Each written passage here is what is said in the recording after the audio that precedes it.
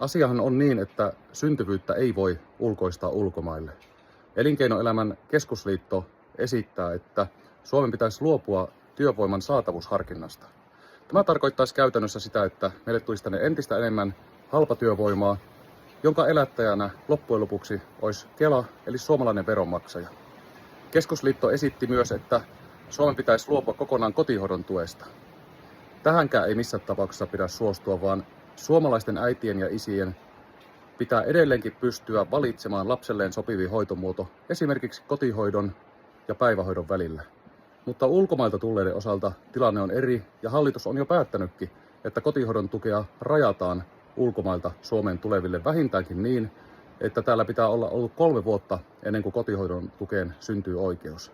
Tämä auttaa muun muassa siinä, että maahan tulevat vois oppia paremmin suomen kielen ja tätäkin myöten sitten sopeutua suomalaiseen yhteiskuntaan.